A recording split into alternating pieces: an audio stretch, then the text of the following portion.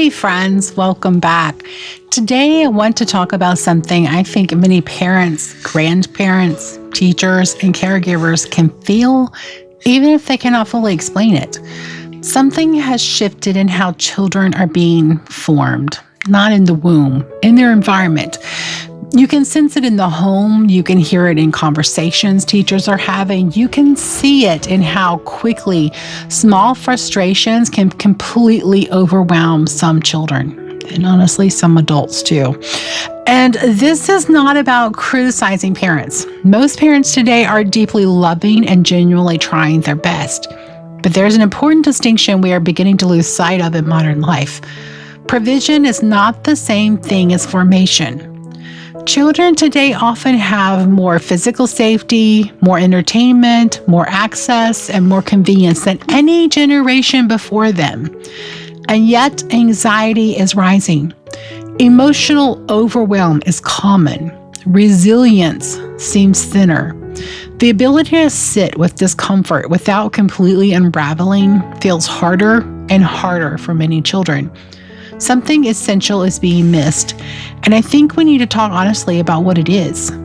Now, to understand part of what may be happening in modern homes, I want to briefly talk about a famous experiment called Universe 25. This was an experiment conducted by John B. Calhoun, and it involved placing mice into an enclosure where every physical need was provided. There was always food, always safety, no predators, no scarcity, no struggle for survival.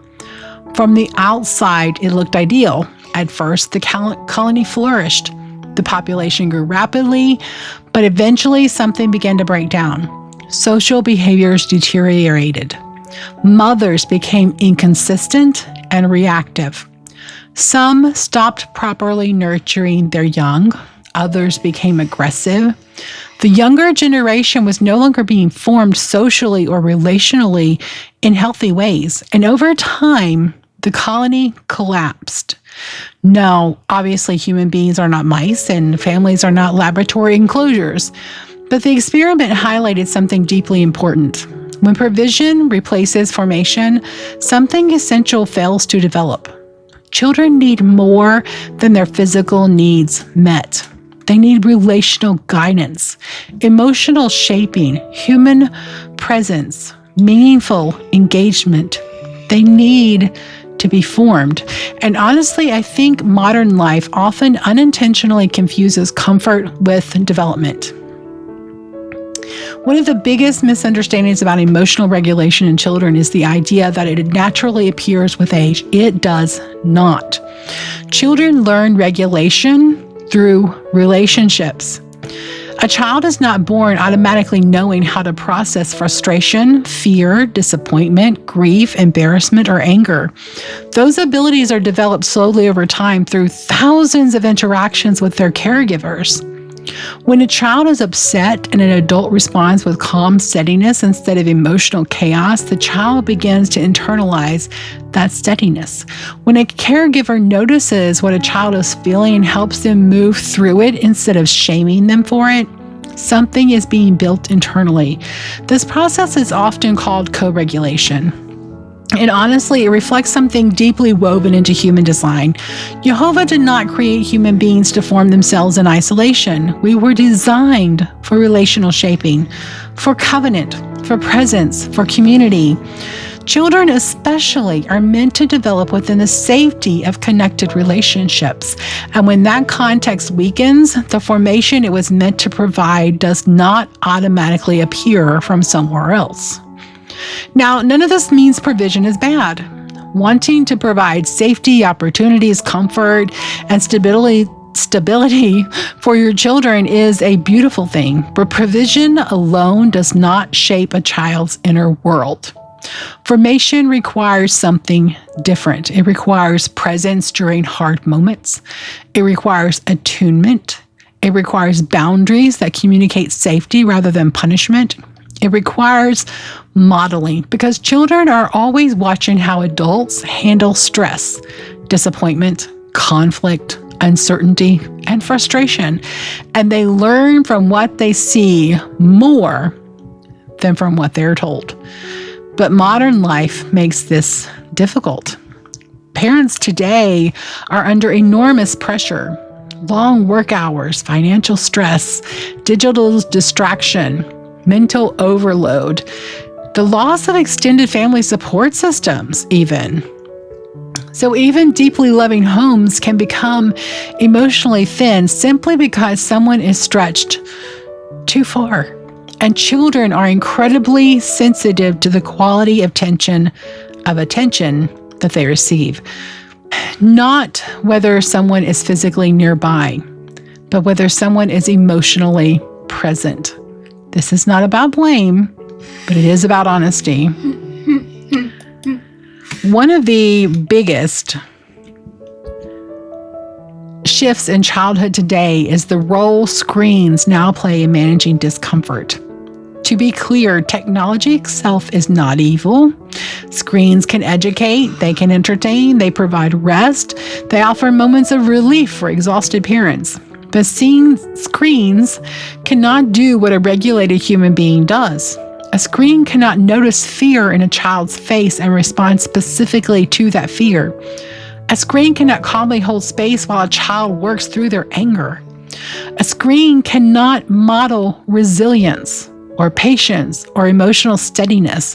And when screens become the primary soothing mechanism, children can unintentionally miss opportunities to develop emotional tolerance, because discomfort keeps getting redirected instead of worked through. And honestly, this is the important distinction. The issue is not technology. The issue is substitution. When a tool replaces relational formation instead of supplementing it, something essential gets skipped, and skipped formation does not automatically catch up later. Children do not need perfect parents, don't get me wrong, but they do need present ones. What stabilizes a child's nervous system is not a perfectly stress-free environment. It's consistency.